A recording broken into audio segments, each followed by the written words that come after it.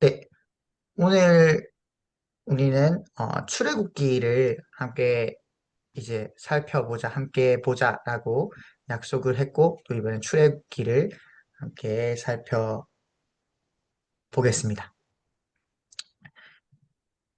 여기 이런 거 많이 보셨죠? 직접 보지 못하더라도 이렇게 그림으로나 또 사진으로나 이렇게 많이 보셨을 겁니다. 그 람세스 중에서도 2세 신상.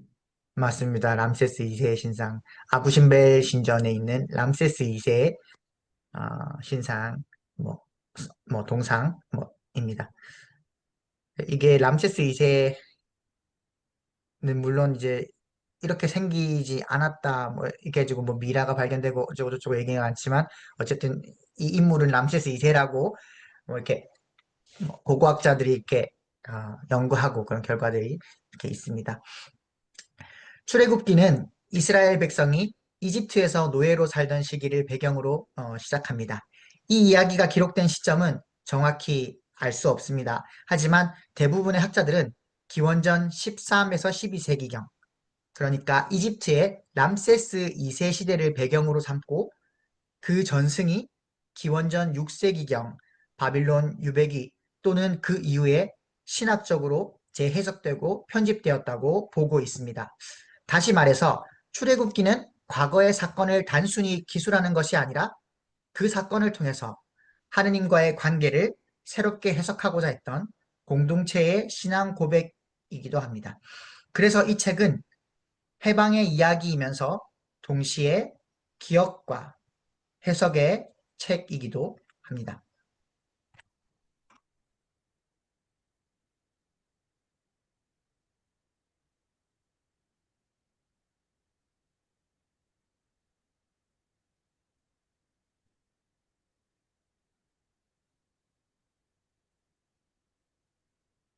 어머, 확 넘어가 버리네요. 네. 출애굽기의 시작은 권력 구조 속에서 억압받는 사람들의 현실로부터 출발합니다. 이집트 왕은 히브리 사람들의 숫자가 많아지는 것을 위협으로 느끼고 이들을 강제 노동에 동원합니다. 노동은 단지 육체적 고통만이 아니라 이름 없는 존재로 전락하게 만드는 제도적 억압이었습니다. 당시 고대근동 사회의 노동과 토목 사업은 권력자의 영광을 드러내기 위한 수단이었습니다. 파라오의 창고 도시인 피톰과 람세스를 건설하는 데 동원된 히브리인들은 히브리인들의 노동은 그들의 존재가 체제 유지를 위한 도구로, 그러니까 이집트라는 거대한 제국을 바치는 하나의 도구로 전락한 현실을 보여주고 있습니다. 이러한 억압 상황 속에서 하느님은 사람들의 신음소리를 들으시고 출애굽기 2장에서는 백성들이 하느님께 부르짖고 하느님께서 그들의 고통을 들으시고 아브라함과 이삭과 야곱에게 맺은 계약을 기억하셨다라고 기록하고 있습니다. 여기서 기억하셨다라는 표현은 단순하게 과거의 사실을 떠올리는 의미가 아니라 하느님께서 그 약속을 실현하기 위해서 지금부터 개입하기 시작했다라는 신학적 선언입니다. 하느님은 고통받는 자의 편에 서시고 억눌린 자들을 해방으로 이끄십니다. 출애굽기의 신학은 하느님이 단지 창조의 하느님일 뿐 아니라 역사 안에서 억압받는 이들을 구원하시는 하느님이라는 점을 강조했습니다. 하느님의 구원은 모세라는 인물을 통해 구체화됩니다. 모세는 히브리인으로 태어나지만 이집트 왕궁에서 자라나고 나중에 자신의 민족이 억압받는 모습을 보고 분노하면서 이집트인을 죽이고 도망칩니다. 이 이야기는 한 개인의 성장담이라기보다는 정체성의 갈등과 회복의 이야기로 읽을 수 있습니다. 모세는 자신이 누구인지, 어디에 속해야 하는지를 고민하고 결국 하느님의 부르심을 통해 자기 백성을 해방하는 사명을 맡게 됩니다. 하느님께서 모세를 부르시는 장면에서 나는 나다 라고 말씀하십니다. 하느님의 존재가 단지 철학적 개념이 아니라 고통 속에 있는 이들과 함께하고 행동하시는 하느님이라는 사실을 드러냅니다. 이 말은 하느님이 과거에도 현재에도 앞으로도 자기 백성과 함께 계신다는 약속이면서 동시에 나는 지금도 너희와 함께 있는 하느님이다 라는 의미로 해석됩니다. 출애굽은 단지 장소의 이동이 아니라 정체성과 신앙의 변화를 의미합니다. 여기 지금 잘 보이시려나 모르겠습니다. 물음표 있죠? Who am I? 나는 누구인가? 라는 뜻이지요. 그래서 정체성과 신앙의 변화를 의미합니다. 하느님께서 인도하시는 길을 걷는 신앙의 여정이기도 했습니다. 6월절, 그리고 애굽에서 떠나는 출발하는 과정, 그리고 홍해의 기적, 광야의 길은 모두 공동체가 하느님과 새롭게 관계를 맺어가는 상징적인 이야기로 채워져 있습니다. 이집트를 떠나던 밤, 사람들은 급히 떡을 굽고 문설주에 피를 발라 죽음의 천사를 피했습니다. 이것은 단지 한 민족의 민속적 전통이 아니라 억압에서 자유로 나아가는데 동반되는 두려움과 결단, 그리고 하느님의 보호를 함께 기억하는 상징이라고 볼 수 있습니다. 광야는 출애굽기에서 핵심적인 배경입니다. 광야는 생존이 불가능한 장소이며 이스라엘 백성은 그 안에서 하느님께 의지해야 했습니다. 광야는 예로부터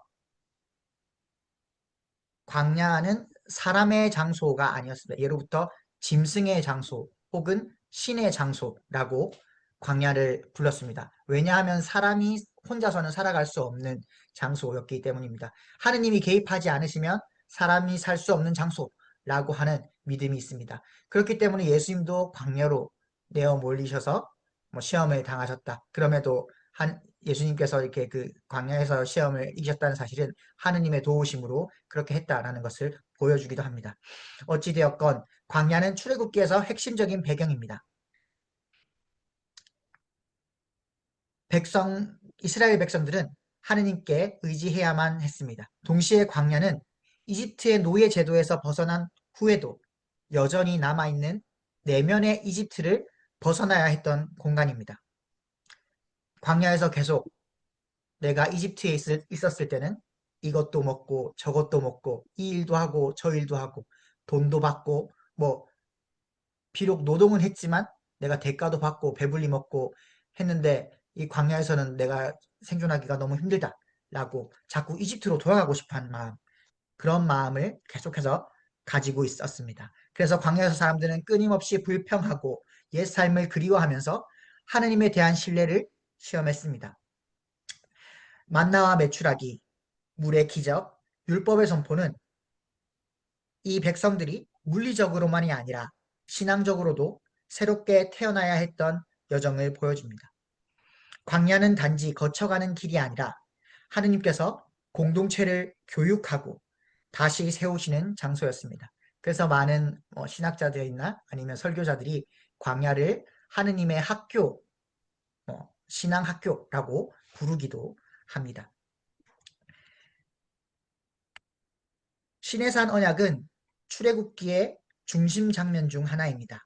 이곳에서 하느님은 이스라엘 백성과 계약을 맺으시고 그들을 나의 소유, 그리고 나의 사제, 거룩한 백성이라고 부르십니다. 이것은 조건 없는 해방 이후 책임 있는 공동체로 초대받는 장면입니다. 이스라엘이 어떻게 해서 이스라엘이 무슨 일을 했기 때문에, 히브리인들이 무슨 일을 했기 때문에 하느님이 그들을 건져주신 게 아니라 그들을 사랑하시고 그들의 목소리를, 고통이 섞인 목소리를 들으셨기 때문에 히브리인들을 건져내 주셨습니다. 하지만 이제 히브리인들도 하느님 앞에서 자신의 일을, 자신의 의무를 다해야만 했습니다. 이제는 책임 있는 공동체로 초대받았습니다. 십계명과 그 뒤를 잇는 율법들은 단지 종교적인 규칙이 아니라 억압받던 이들이 어떻게 새로운 사회를 구성할 것인가에 대한 비전이 담겨 있습니다. 율법은 자유로운 삶을 보장하기 위한 질서이며 신앙은 단지 하느님과의 관계뿐 아니라 이웃과의 정의로운 관계를 요구하고 있습니다. 하지만 우리는 잘 알고 있습니다. 그러나 이 언약은 금송아지 사건에서 큰 위기를 맞습니다. 모세가 기도하러 산에 올라가서 내려오지 않자 사람들은 불안해하면서 형 아론에게 우리를 위한 신의 모습을 만들어 달라라고 제안합니다.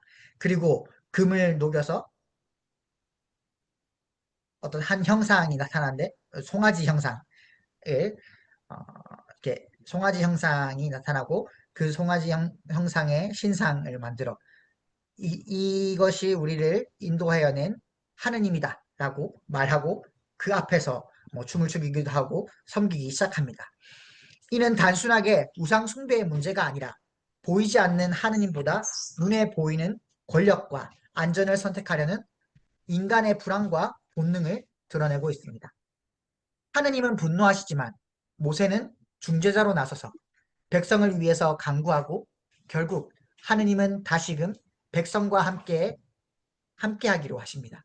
출애굽기의 하느님은 징벌하시는 하느님이면서도 자비를 베푸시고 용서를 통해 관계를 회복하시는 하느님입니다.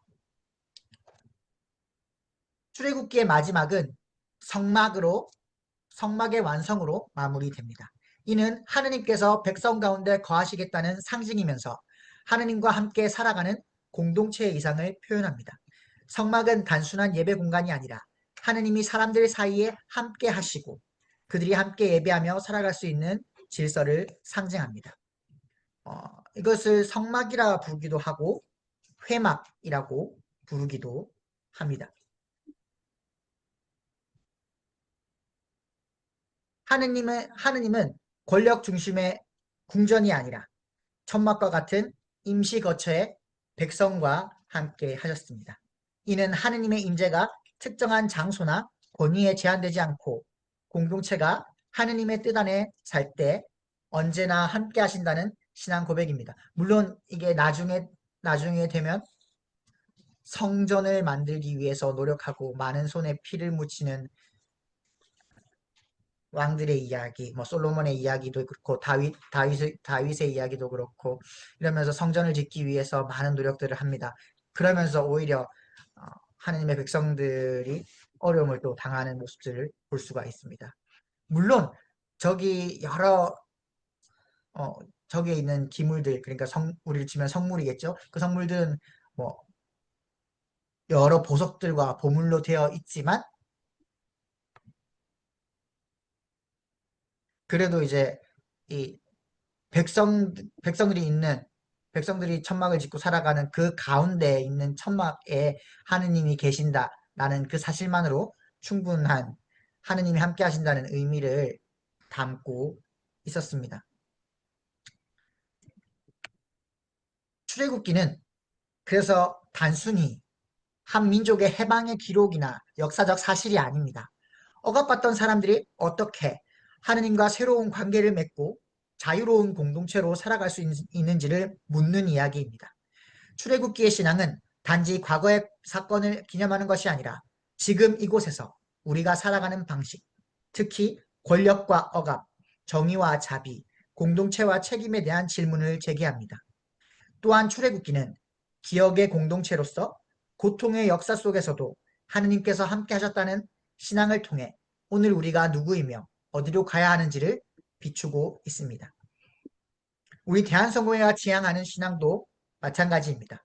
우리는 하느님과의 관계 안에서 살아가는 공동체로서 억압받는 이들과 함께하고 하느님의 뜻을 따라 정의롭고 자비로운 삶을 살아가야 한다고 믿고 있습니다.